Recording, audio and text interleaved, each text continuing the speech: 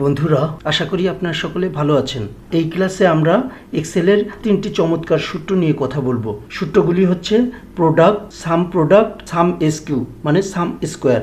তাহলে চলুন আমরা দেখি এই ফাংশনগুলো কিভাবে কাজ করে।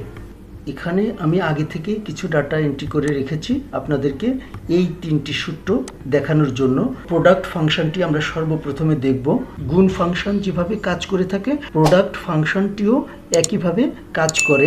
Equal to product, double click করার পর এখানে নিচে দেখাচ্ছে number 1, number 2।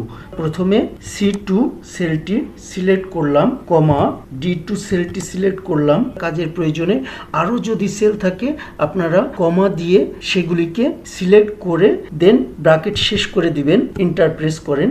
C2 into D2 এই দুই কলামের গুণফল কিন্তু এখানে দেখা যাচ্ছে। তার মানে আমি যদি 100কে 6 দিয়ে গুণ করি এই ফলাফল আসবে।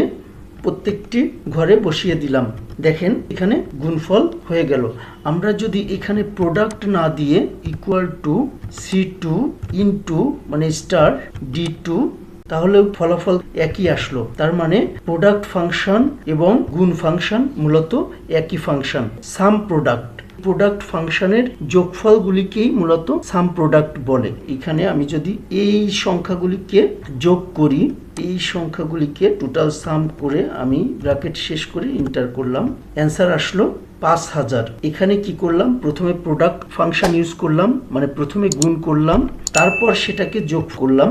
আমরা যদি সাম প্রোডাক্ট ফাংশন ইউজ করি এতগুলি কাজ অ্যাভয়েড করে একবারে আমরা সেই ফলাফলটি আনতে পারবো। দেখেন equal to some product, double click করলাম, এখানে দেখাচ্ছে অ্যারে 1, অ্যারে 2, অ্যারে 3। প্রথম যে সেলটি আছে সেই সেলটিকে অ্যারে 1 বলা হচ্ছে। তো দেখেন আমি অ্যারে 1 সিলেক্ট করলাম, কমা দিলাম, অ্যারে 2 সিলেক্ট করলাম। আপনাদের যদি এর পরে অন্য কোনো সংখ্যা নিতে হয় তাহলে আপনারা কমা দিয়ে সেই সেলগুলিকেও নিতে পারবেন। আমি এখানে ব্র্যাকেট শেষ করে দিয়ে এন্টার প্রেস করলাম। দেখেন আমার এখানে যে অ্যান্সার ছিল এখানেও কিন্তু সেই একই অ্যান্সার আসলো। আশা করি আপনারা বুঝতে পেরেছেন সাম প্রোডাক্ট ফাংশনটি মূলত কি। Sum SQ function, sum SQ মানে হচ্ছে sum square equal to sum SQ. আমি ডাবল ক্লিক করছি, সাম এসকিউ দেওয়ার পরে number 1, number 2, number 3, number 4, number 5 যতগুলি সংখ্যা আপনার প্রয়োজন হবে আপনি ততগুলি সংখ্যা এই একইভাবে ফর্মুলাতে ইউজ করতে পারবেন। প্রথম নাম্বারটি নিচ্ছি C2, D2, ব্র্যাকেট শেষ করলাম, এন্টার করলাম। এটিকে কপি করে আমি সবগুলি ঘরেই বসালাম। এটা মূলত 6কে স্কোয়ার করলো 100 স্কোয়ারের যে ফলাফল সেই স্কোয়ারের সাথে যোগ করে দেন এটা ফলাফল আসলো। আমি এই ঘরে আসলাম, ইকুয়াল টু C2 গুণন আবার C2 নিলাম, তার মানে 6 ইন্টু 6 মানে 6x স্কোয়ার, ফলাফল আসলো 36।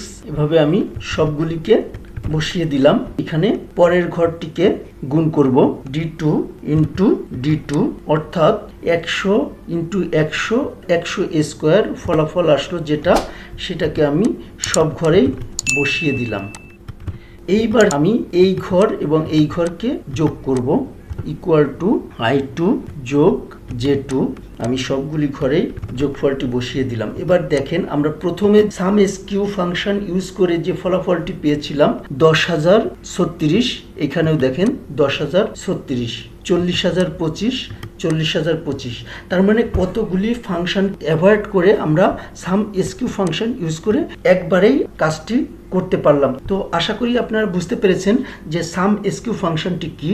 আজকে এই পর্যন্তই আমি আমার ক্লাসটি রাখবো। সামনের ক্লাসে অন্য কোনো বিষয় নিয়ে আপনাদের সাথে আবারও দেখা হবে। তো সে পর্যন্ত আপনারা ভালো থাকবেন। ধন্যবাদ সবাইকে।